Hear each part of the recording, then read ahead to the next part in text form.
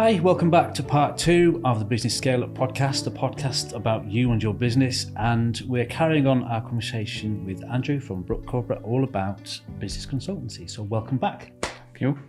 So tell us, for someone who's never used consultancy before, what's the best advice you could give them if they were looking to dip their toe to solve a particular problem? The first thing I'd say is actually pick up the phone and talk to us. We're more than happy to have a discussion with the business. There's never any obligation that a business will, follow through on that and take up the support. If it's something they don't want to do, then we don't do that. We don't badger them after. We will follow up with them to see whether they've made their mind up or anything, and then ask if there's any issues around it to try and just clarify it. But the other thing I say to them is speak to somebody that has used a consultancy as well. That's good advice. And get their take on it. We have a lot of repeat business. About 98% of the businesses we work with come back to us for something. That's reassuring. Sometimes they don't then follow it through because they realise that it's going to be a big step from what they've done. But we do get a lot of people coming back to us.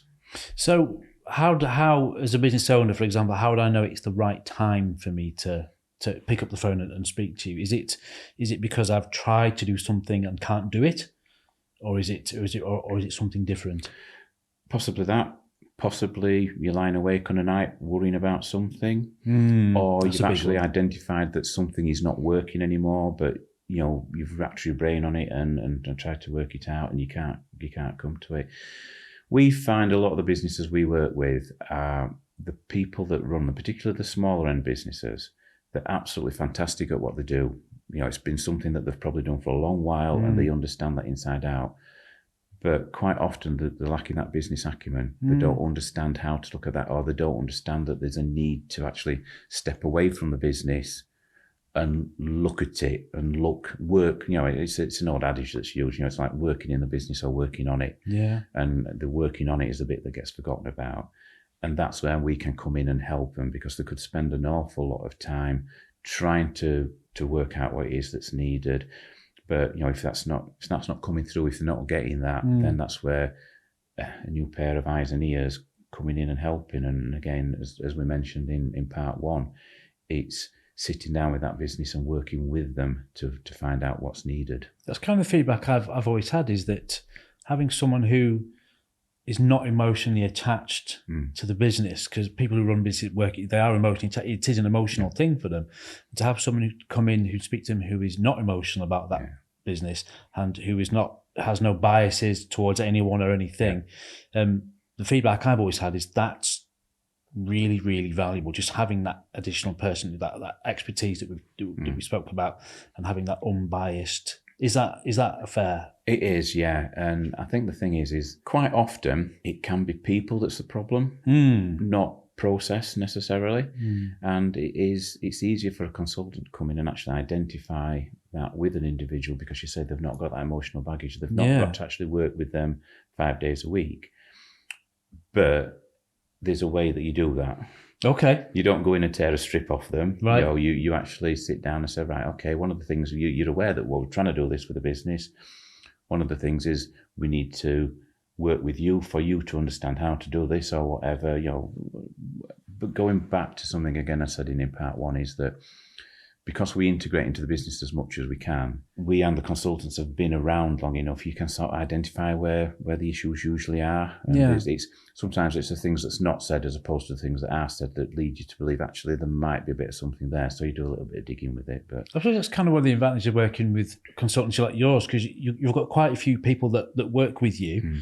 And so I suppose cumulatively, you must have decades and decades of experience. One particular consultant is an impasse and can't get past something, there'll be someone presumably he can call on who might know, and that's got to be an advantage. Oh yeah, it's a fantastic thing, that, to be able to just sort of pick up the phone and sort of like say, got this situation, and in your experience, what would be the best way to tackle this? And the consultants are good at working that. So quite often we do have a couple of consultants working with a business at once, because it might be, particularly if we're looking at putting a standard or a system in the business, somebody will be working on that, but there'll be something else in the background that also needs a little bit of attention to get it to where it needs to be. So you can sort of like work side by side to some extent, and then the business is getting two lots of expertise in that case. So, but for the consultants themselves, and what kind of subjects do they cover? So we spoke briefly about international trade, scaling the business is one. What kind of other things can someone expect to find some support with, I suppose? Leadership and management, HR, ISO we mentioned. Yes, health and safety. The list is probably endless, and some of the consultants that we have got multiple disciplines, because some of them cross over. Yeah. So if you were looking at some of the ISO standards, linked in with that is there's got to be effective leadership and management. Yeah, okay. So the consultant will be skilled in that as well, in terms of that, and that might be something that needs looking at the senior management, middle management, and actually sort of shop floor as well. So we don't only ever work with one part of the business. Right. We look to engage with the whole business, because particularly if you're doing something like putting a system in, then it hinges on everybody being part of it and understanding what's happening. So here we are in the middle of the beginning of what is hopefully a good 2023, but the past few years have been quite turbulent and a bit odd, to say the least. Have you come across something that is a theme that a lot of businesses have experienced that perhaps, as they tend to work in bubbles, they don't know other people have experienced, for example? So, HR, I know, and recruitment's been a bit of a weird one. Is there any other things that you found common? I think leadership and management, we've seen a massive increase in people looking for support around that. And I think when you start to look at hybrid working, more people working from home, you might have somebody that's a really skilled manager, but to manage somebody remotely is a different skill set to manage them when you see them every day. It's very true. And it dawned on me on the way here that we've worked together for a couple of years. I've never met you. No. Today is the first time we've actually met in person. Face, yeah. Because things have changed that far, and it is a brave new world, and folk must be coming across things, stumbling across their way through life.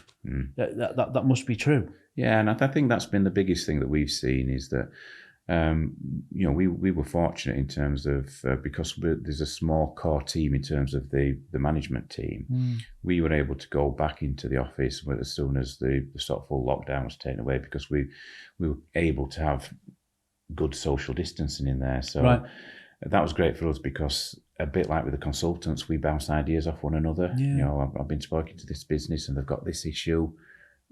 Can you think, I'm thinking about this, what else is there? So that helps, but that helps, I think, when you're sitting down and talking to the business, because you understand the issues that they're having.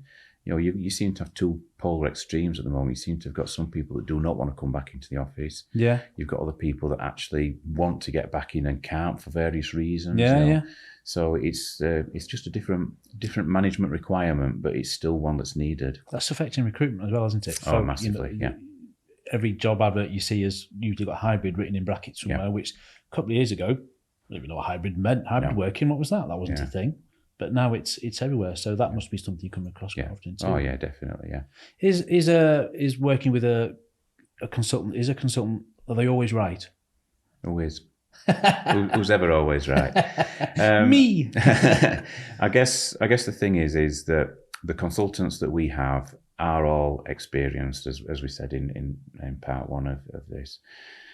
They've all lived, breathed, bought the T-shirt in terms of what they do. Okay. So when they go in, they're basing it on their experience. Now, that might not be right in that particular circumstance, but that's, again, is where we've got the benefit of we've just spoke about, is having another set of consultants who you can get another opinion on. Right. And they can then contribute towards that, which makes a massive difference. Sure it does. At the end of the day, we're there to help a business. So we will be as flexible as we can to make sure that business gets from where they are now to where they need to be. And we'll do what we can to help along the way. And for anyone watching, listening, you can get 40% of that through the Business Scale Up program. So for anyone wanting to know more about yourself and Brooks, what's the best way of them finding you and finding out a little bit more, or getting in touch with you? What's the best way? Just visit our our website. If you type in Brook Corporate Developments, it comes up Okay. straight away. There's a Meet the Team section on there where you'll see my details. It includes my mobile number. More than happy to have a chat with anybody at any time. And as I said, it's not an expectation that you will then sign up to do something. If we can help you by having a conversation with you, you can go away and do something, brilliant. Because if you do that, then you're more likely to come back and talk to us at some point in the future when you need something that you can't manage yourself. Fabulous. And you're on LinkedIn? Yes. That about wraps it up. Thanks ever so much for joining us today. It's much appreciated. We hope you've enjoyed this episode. If you do like it, don't forget to give us a thumbs up, and we'll see you next time.